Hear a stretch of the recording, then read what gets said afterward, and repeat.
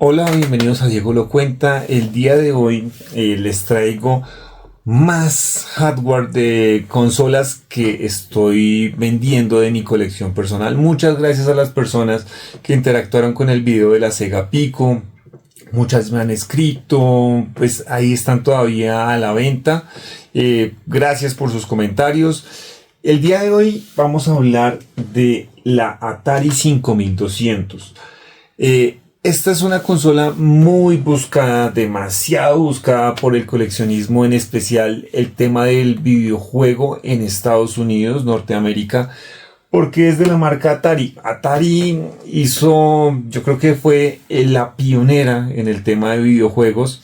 Bueno, ahí se va otro, pues eso puede ser hasta para otro video, porque Atari se pelea el título, ostenta el título de tener como la primera consola de videojuegos, pero hay otra persona para que lo investiguen que se llama Ralph Baer, que él dice que es la primera persona que produjo una consola de videojuegos con la Magnavox. Bueno, en ese momento era la Odyssey, que logró con Magnavox lanzar la Magnavox Odyssey. Les dejo esa tarea: Magnavox Odyssey versus Atari.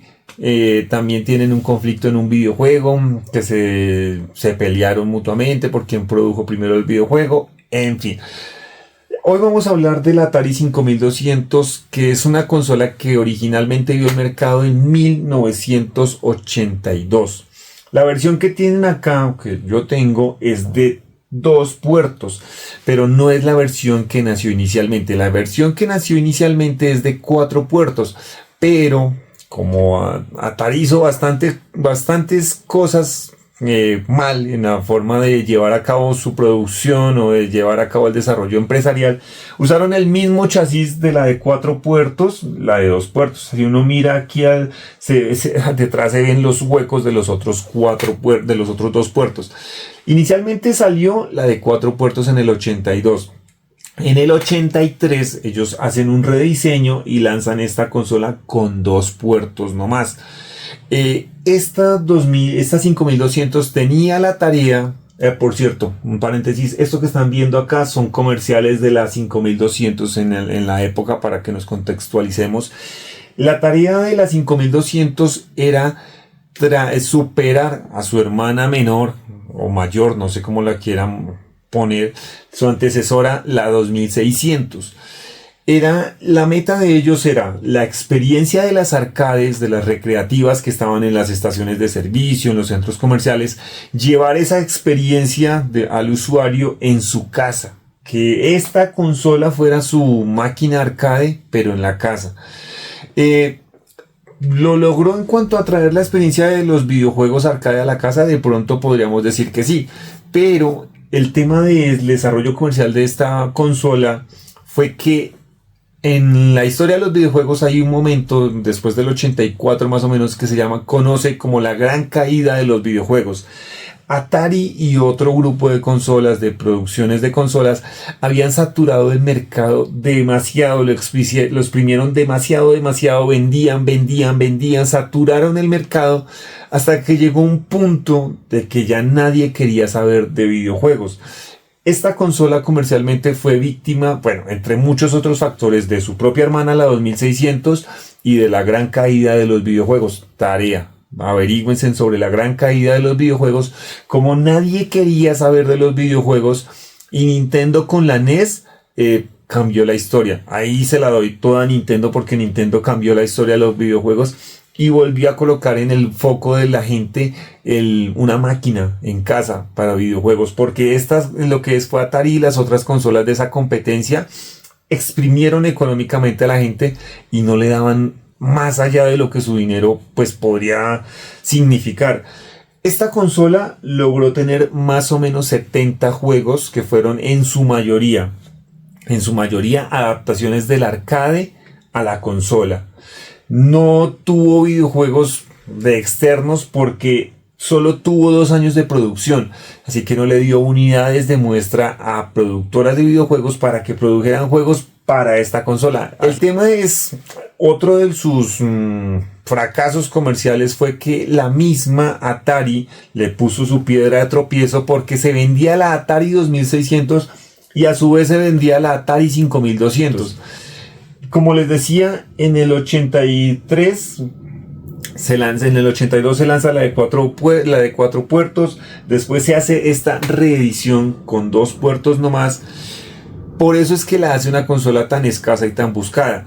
Pero ¿por qué le hicieron esa reestructuración de pasarla a 2 puertos? Porque se dieron cuenta de que no habían videojuegos que aprovecharan los otros 2 puertos. Tenían 4 controles, un montón de reguero de cables, ya de por sí la consola es grande y no usaban sino 2 puertos, un puerto, entonces le hicieron esta adaptación. Otra cosa interesante, la de 4 puertos, la que salió inicialmente, esto atrás tiene un selector de RF. En ese tiempo los televisores tenían el espacio donde se colocaba la antena aérea y si querías jugar desconectabas la antena aérea y colocabas tu consola de videojuegos. Esa consola de 4 puertos fue revolucionaria porque se conectaba la antena aérea, se conectaba la consola y se conectaba el toma corriente, se conectaba el adaptador de corriente de la consola y automáticamente la consola, pues el adaptador de antena, sabía si estaba prendida la consola o si estaban viendo televisión y automáticamente ella escogía si se veía televisión, si se veía el juego. El tema con esto es que, como les decía, el adaptador de corriente iba por ese mismo aparatico que seleccionaba si era videojuego o si era la antena, y ese aparatico se electrificaba. Entonces ese aparatico les daba un poquito de toques eléctricos a la gente cuando lo cogían o lo manipulaban así nomás, porque a veces se averiaba. Con esta versión de 2 puertos eso cambió. Ya acá separaron lo que fue lo de la antena, separaron lo del videojuego, ya eso tocaba hacerlo de otra manera, y separaron también la corriente, ya no iba por ese lado. Esta consola tiene estos controles. Vamos a hablar de los controles. Se consideran de los peores controles de la historia de los videojuegos. ¿Qué tenían de raro? Pues por lo menos el muelle de acá, el cauchito de acá, es el que centra la palanca otra vez. Lo que hacían la mayoría de los controles de esa época era con resortes. Este fue revolucionario porque lo hizo con esta especie de goma que autocentraba la palanca. Esta palanca también era sensible. Si la oprimías un poco, el personaje se movía poco. Si se la oprimías bastante, el personaje se movía más. ¿Qué tenían de queja? Que no sé si se alcanza a ver en la cámara, pero no se centra automáticamente. Entonces como que se demora, voy a exagerar el movimiento, como que estaba acá y se demoraba mucho en volver al centro.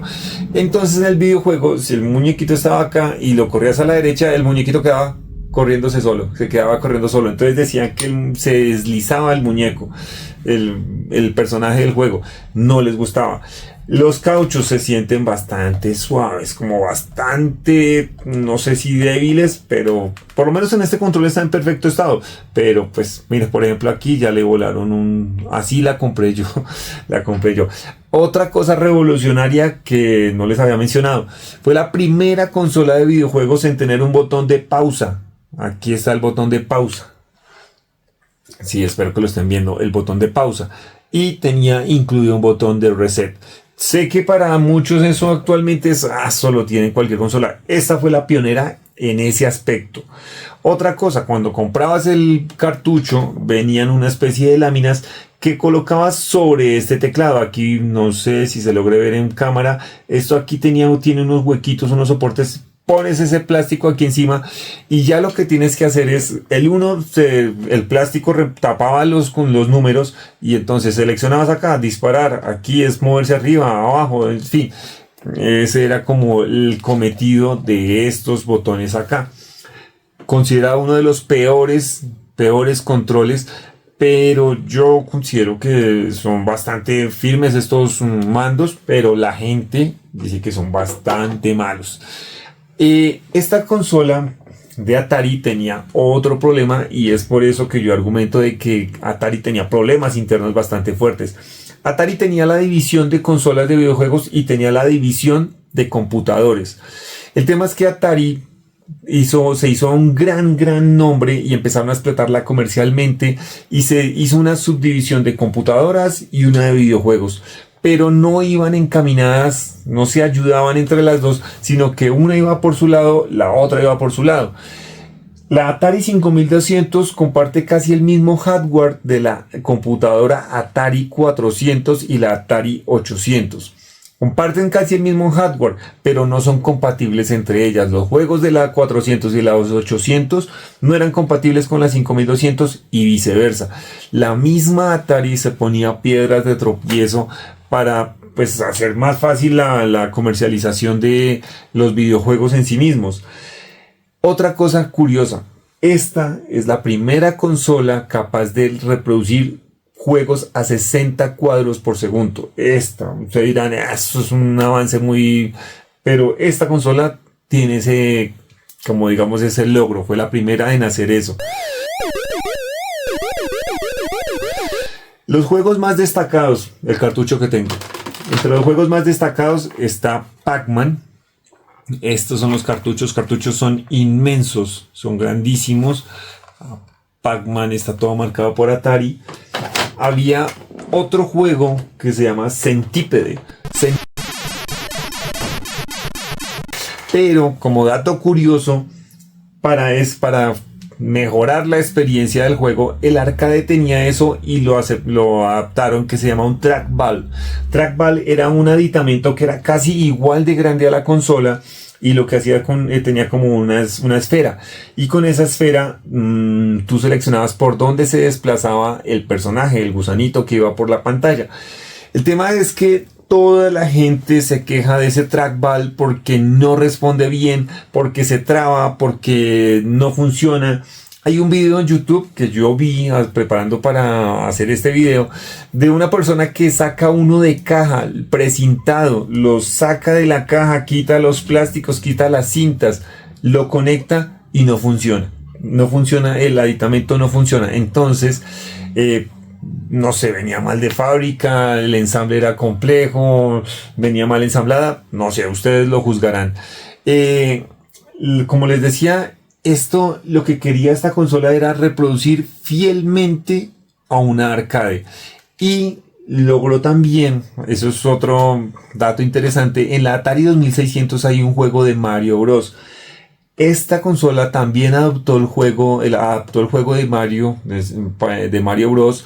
De arcade para ella en la 5200 y mejora muchísimo los gráficos. Son como de esos juegos raros que se lanzaron para esta consola. Otro es Qbert, pero después ese sí ya es un juego como más mainstream, ya son más como conocidos. Esos eran juegos como raros. Otra cosa curiosa, como se vendía la 5200 y se vendía la 2600 al tiempo, para esta consola se vendió un adaptador, pero para la versión de 2 puertos. La versión de 4 puertos, el case de acá no le sirve para ese adaptador. Solo sirve para la versión de 2 puertos, un adaptador que se conectaba acá, que era también muy voluminoso, y aquí terminabas insertando los cartuchos de la 2600. Y así podías tener una 2600 en la 5200. ¿Qué tan bueno era? No sé, ellos mismos se ponían el palo en la rueda, pero pues ahí estaba Atari haciendo sus malas jugadas. Esta consola solo se comercializó en Estados Unidos y tiene un gran grupo de seguidores en lo que es Estados Unidos y Canadá. Yo investigando, por ejemplo, hay una página en Estados Unidos, un grupo de aficionados que saben qué falla en esta consola y tienen como diagramas, venden repuestos. Tú puedes mandarles la consola y ellos te la restauran, te la dejan con aparatos como tecnología moderna, adaptándola a esta tecnología clásica para volver a hacer funcionar esta consola. Esta consola en particular, creo, no sé, que la tengo casi vendida porque yo la publiqué por Marketplace y ya más o menos como 4 o 5 personas me han escrito muy interesados en comprarla, porque es que es una consola súper escasa, es muy de nicho. Las personas que coleccionan consolas, estas yo creo que es de las consolas así como, uy, qué difícil conseguirlas. Lo bueno es que está en muy buen estado. Yo no la he podido probar. No tengo las conexiones ni tengo el televisor para hacerla funcionar. No sé si funcionará, sí o no funciona. Yo tengo el adaptador, pero nunca la he podido usar. No sé cómo se hace. La vendo así como está, ya a riesgo de la persona que la quiera comprar. Eso, por lo menos las personas que me han escrito, son conscientes y dicen que ellos corren el riesgo porque es que realmente es difícil de conseguir esta consola. Y en el estado que está, pues con sus controles y demás. Y nada, pues si ustedes están interesados, ya saben, las fotos están colgadas en mi Instagram. Pueden ir, buscarla y decirme si me interesa o no me interesa. También la tengo publicada en Marketplace aquí en Colombia, en Bogotá. Gracias por ver los videos. Las Sega Pico siguen ahí disponibles. Y así vamos a seguir publicando los videos de toda mi colección, porque toda mi colección de consolas se va. Muchas gracias por ver los videos y hasta una próxima.